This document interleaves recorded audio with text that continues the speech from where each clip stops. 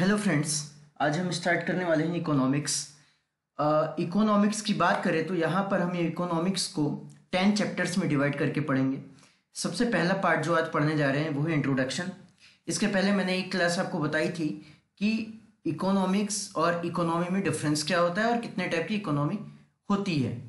आज हम देखेंगे इकोनॉमिक्स का इंट्रोडक्शन। तो आइए फ्रेंड्स स्टार्ट करते हैं। अगर बात की जाए पहले चैप्टर की जो है हमारे पास introduction of economics, Hindi English दोनों का यूज़ किया हुआ है मैंने यहाँ पर।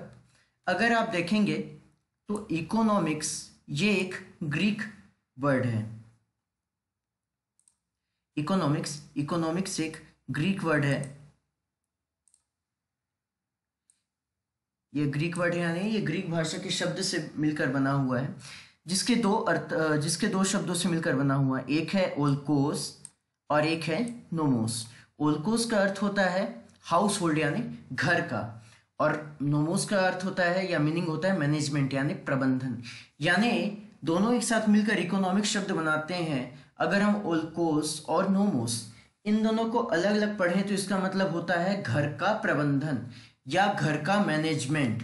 तो इस प्रकार से हम क्या देखते हैं कि घर का मैनेजमेंट या प्रबंधन ही क्या कहलाता है, इकोनॉमिक्स। ये जो अलग अलग शब्द थे इनकी परिभाषा के हिसाब से। इकोनॉमिक्स के बारे में कुछ इंपॉर्टेंट डेटा आपको बताना चाहूंगा जिसको आप नोट डाउन करते जाएं।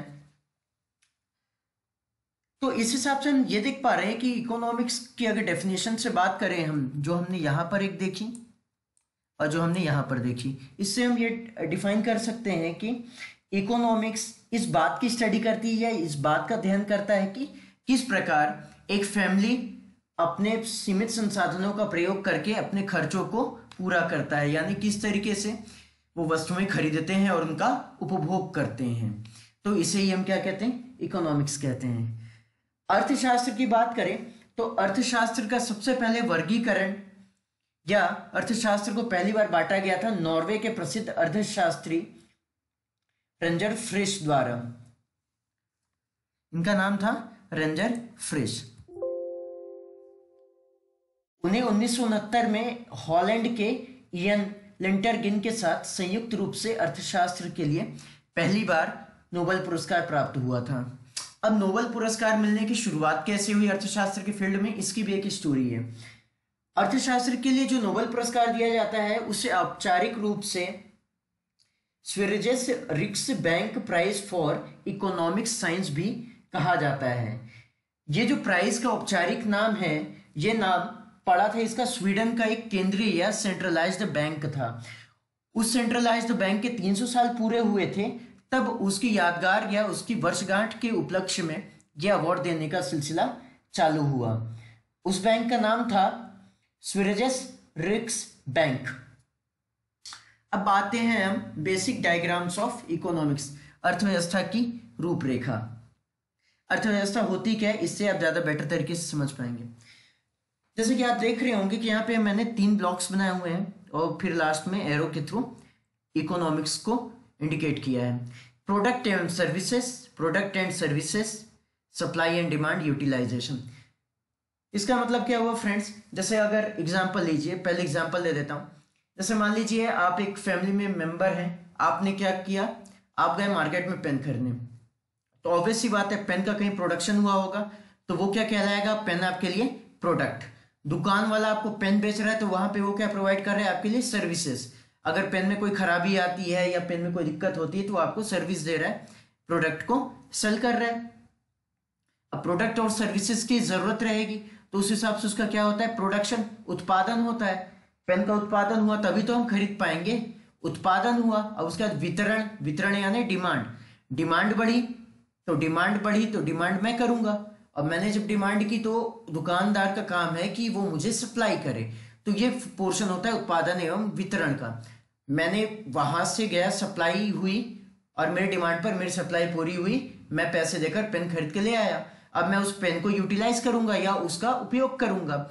ये तीनों ही चीजें मिलकर किसका निर्माण करती हैं, इकोनॉमिक्स का। सबसे पहले किन प्रोडक्ट्स की और किन सर्विसेज की जरूरत है इन्हें देखा जाता है, फिर उसके बाद उनके हिसाब से सप्लाई और डिमांड की जाती है, यानी उनका उत्पादन किया जाता है और उन्हें सप्लाई बांटा जाता है। उसके बाद सप्लाई और डिमांड के बाद में उनका उपभोग या यूटिलाइजेशन किया जाता है। ये तीनों ही चीजें मिलकर बेसिक ब्लॉक डायग्राम बनाती हैं आपके लिए इकोनॉमिक्स का। यानी अर्थशास्त्र वो विषय है जो वस्तुओं के सेवाओं उत्पादन एवं वितरण तथा उनके उपभोग का अध्ययन करती है।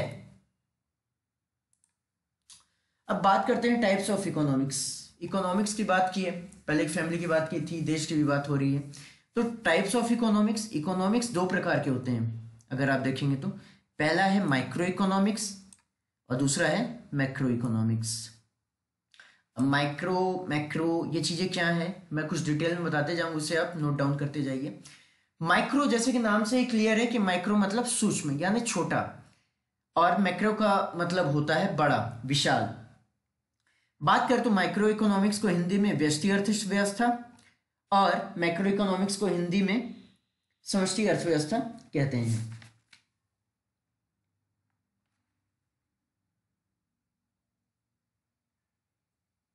ओके फ्रेंड्स, सॉरी से व्यष्टि अर्थशास्त्र और इसे समष्टि अर्थशास्त्र कहते हैं। ये इकोनॉमिक्स के टाइप्स हैं तो ये अर्थशास्त्र होगा। सॉरी फ्रेंड्स, इसमें करेक्शन करना है। माइक्रो इकोनॉमिक्स सूक्ष्म अर्थशास्त्र की बात करें या व्यष्टि अर्थशास्त्र की बात करें, अगर हम बात करते हैं एक फैमिली की, एक फैमिली में क्या होगा, एक फैमिली की अपनी नीड्स होंगी जिसके लिए वो फैमिली कमाएगी और उन नीड्स को पूरा करने के लिए खर्च करेगी और इन चीज़ों को मैनेज करेगी। तो किसी एक छोटी फैमिली, किसी छोटी इंडस्ट्री की बात करें तो वहां पे ये स्मॉल लेवल का हमें मैनेजमेंट या इकोनॉमिक्स देखने को मिलता है। तो यही चीजें हमें क्या कहलाती हैं, ये जो सूक्ष्म लेवल होता है इसे हम कहते हैं माइक्रो इकोनॉमिक्स। माइक्रो इकोनॉमिक्स में होता क्या है, माइक्रो इकोनॉमिक्स सूक्ष्म पक्षों का अध्ययन करता है या उन छोटी इकाइयों का या यूनिट्स का अध्ययन करता है जिनसे अर्थव्यवस्था का निर्माण होता है। अब माइक्रो इकोनॉमिक्स से अर्थव्यवस्था का निर्माण कैसे होता है, ये सवाल होता है, ये भी देखते हैं हम आगे। अगर आप देखेंगे तो माइक्रो इकोनॉमिक्स में क्या हो रहा है, जो भी मेरी जरूरतें हैं मैं उसको खरीदूंगा और उसके लिए पैसे पे करूंगा। तो ये एक जो स्तर होता है या ये जो लेवल होता है वो एक फैमिली या एक छोटी इंडस्ट्री के लिए यूज किया जाता है। बात करें हम मैक्रो इकोनॉमिक्स की। अच्छा, दूसरा पॉइंट जो मैंने लिखा हुआ है यहाँ पर, base of any macro economics, इसको मैं सेकंड पॉइंट में क्लियर करता हूँ। मैक्रो इकोनॉमिक्स की बात करेंगे तो यहाँ पे आप देख रहे होंगे मैंने इंडिया का मैप बनाया है और माइक्रो इकोनॉमिक्स में एक फैमिली का की पिक डाली थी। तो मैक्रो इकोनॉमिक्स का मतलब हुआ लार्ज लेवल, यानी बहुत बड़े लेवल पे।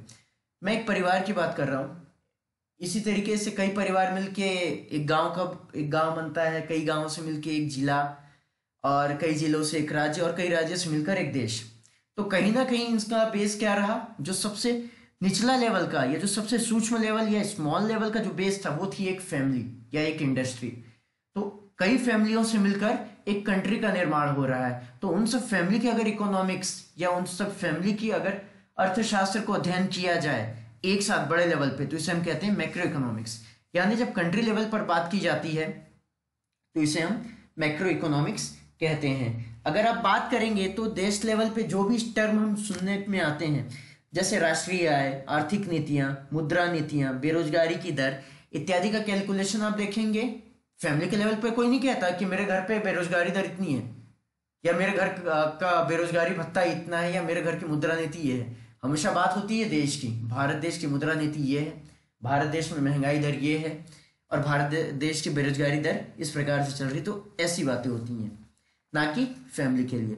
तो ऑब्वियस सी बात है माइक्रो इकोनॉमिक्स मैक्रो इकोनॉमिक्स के लिए बेस का काम करता है, यानी आधार का काम करता है। अब आते हैं चैप्टर 2 पर। चैप्टर 2 बहुत ही इंपॉर्टेंट है। चैप्टर 2 की बात करें तो चैप्टर 2 में हमारे पास पढ़ना है हमें इन्फ्लेशन, पहले इंट्रोडक्शन, उसके टाइप्स, इनके रीजंस क्या क्या होते हैं और कैलकुलेट कैसे किया जाता है इन्फ्लेशन को, ये चीजें हम देखेंगे। मुद्रास्फीति का परिचय। मुद्रास्फीति की बात करें फ्रेंड्स तो आप देख रहे होंगे 3 पॉइंट्स मैंने लिखे हुए हैं। Increase in cost and service of product, या हिंदी में कह सकते हैं वस्तुओं एवं सेवाओं के मूल्य में निरंतर वृद्धि। दूसरा पॉइंट है मुद्रा की क्रय क्षमता में कमी, और तीसरा है मुद्रा के परिचालन से बाहर होना। अब इनको एक एक करके समझते हैं। दोस्तों देखें, अगर बेसिक सी बात करूं मैं मान लीजिए मार्केट में कोई प्रोडक्ट है, कोई पर्टिकुलर टूथपेस्ट है जिसकी डिमांड क्या हुई, रातों रात बहुत बढ़ गई। पहले उसकी डिमांड थी मान लीजिए एक दिन पहले 100, और उसको यूज़ करने वाले थे 80-90 लोग। तो उस समय क्या थी, उसकी डिमांड थी मान लीजिए 100 की, और 90 लोग यूज़ करने वाले थे। तो 100 चीज़ों को 90 लोग, या मान लीजिए 100 डिमांड थी और 100 सप्लाई आ रही थी। बट अचानक से क्या हुआ, एक दिन उस गांव में बाहर से 100 लोग और आ गए और सेम प्रोडक्ट की मांग।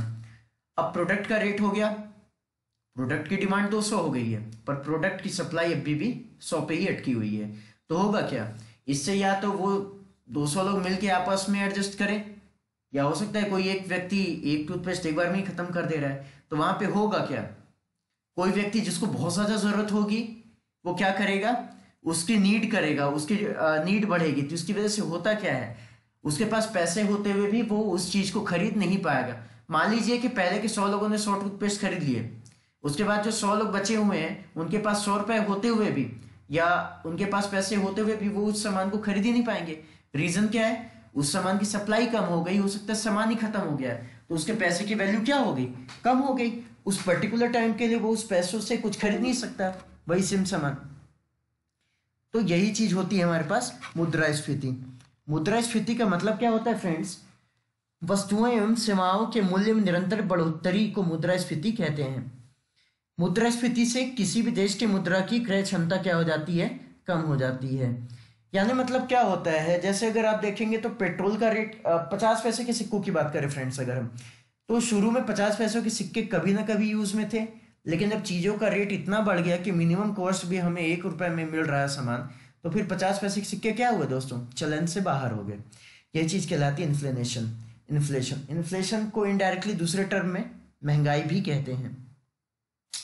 अच्छा, बात करें मुद्रास्फीति, इन्फ्लेशन या महंगाई की, तो महंगाई का सबसे ज्यादा असर पड़ता है तो दोस्तों केवल बीपीएल यानी निम्न वर्ग वालों पे, जबकि मिडिल क्लास और अपर क्लास के ऊपर इसका कोई फर्क नहीं पड़ता। ऐसा क्यों है, क्योंकि मिडिल क्लास और अपर क्लास के पास में सरप्लस होता है, यानी इनके पास इन्वेस्ट करने के लिए पैसे और पूंजी होता है। जब यहाँ पर महंगाई बढ़ती है तो ये क्या करते हैं, महंगाई के असर को खत्म कर देते हैं कहीं ना कहीं कुछ ना कुछ इन्वेस्ट करके, जबकि बीपीएल को इसकी सबसे बड़ी त्रासदी झेलनी पड़ती है।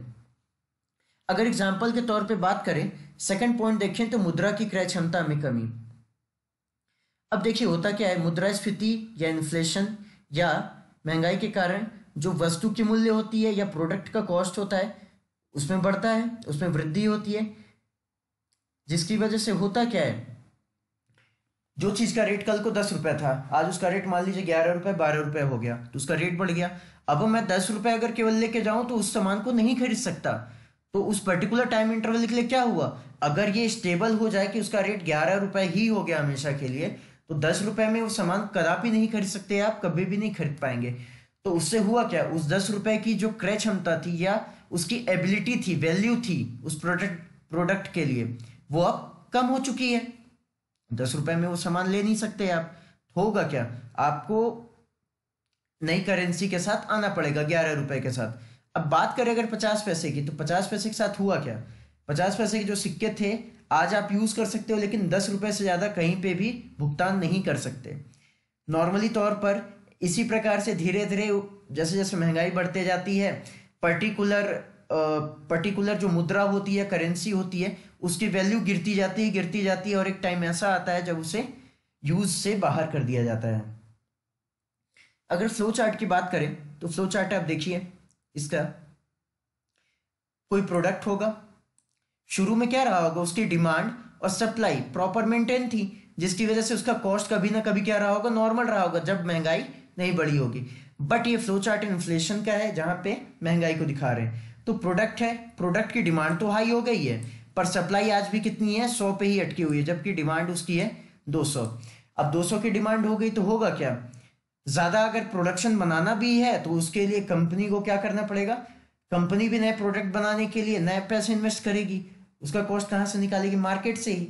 दूसरी चीज, डिमांड हाई हो गई और सप्लाई लो हो गई, तो जिनके पास पैसे थे समय से पहले आए उन्होंने तो खरीद लिया चीज को, बट जिनके पास पैसे रह भी गए सेम अमाउंट, बट उनके पास सामान ही डिमांड नहीं पूरी हो पाई, उनकी डिमांड पूरी नहीं हो पाई, क्यों, क्योंकि सप्लाई उन तक पहुंची नहीं। तो जिसकी वजह से होगा क्या, उस वस्तु की कॉस्ट बढ़ेगी और इन्फ्लेशन बढ़ेगा।